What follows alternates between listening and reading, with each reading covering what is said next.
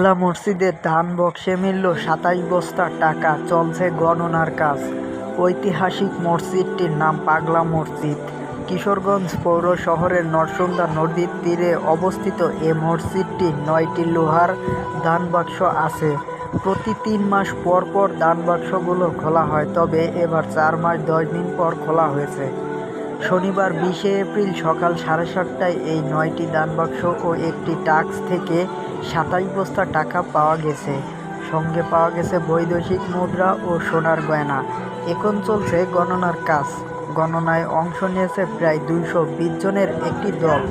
কিশোরগঞ্জের জেলা প্রশাসক ও পাগলা মসজিদ কমিটির সভাপতি মোহাম্মদ আবুল কালাম আজাদ এসব তথ্য নিশ্চিত করে বলেন, এবার আমরা ৪ মাস ১০ দিন পর দান বাক্স খুলেছি, ২৭ বস্তা টাকা পাওয়া যায়। ব্যাংক কর্মকর্তা ও মাদ্রাসার ছাত্ররা টাকা গণনার কাজ করছে।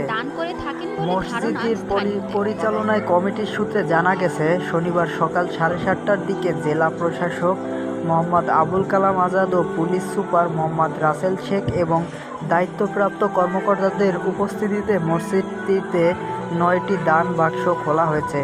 দান বাক্সগুলো খুলে ২৭টি বস্তা ভরে টাকাগুলো মসজিদের দোতলায় আনা হয়েছে গণনার জন্য।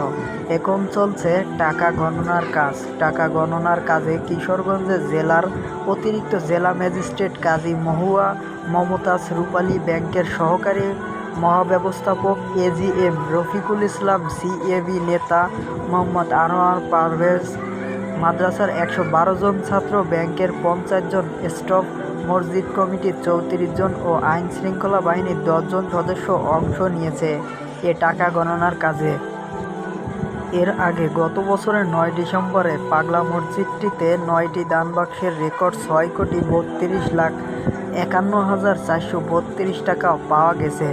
১৫.৫ ঘণ্টায় ২২০ জনের বেশি লোক এ টাকা গণনায় অংশ নেন। এছাড়া বৈদেশিক মুদ্রা ও স্বর্ণালংকার পাওয়া গেছে। এর আগে ১৯ আগস্ট খোলা হয়েছিল এ মসজিদের ৮টি দান বাক্স। তখন ২৩ বস্তা টাকা পাওয়া গিয়েছিল। ১৩.৫ ঘণ্টায় ২০০ জনেরও বেশি লোক এ টাকা গণনা শেষে রেকর্ড ৫,৭৮,০৯,৩২৫ টাকা পাওয়া যায়।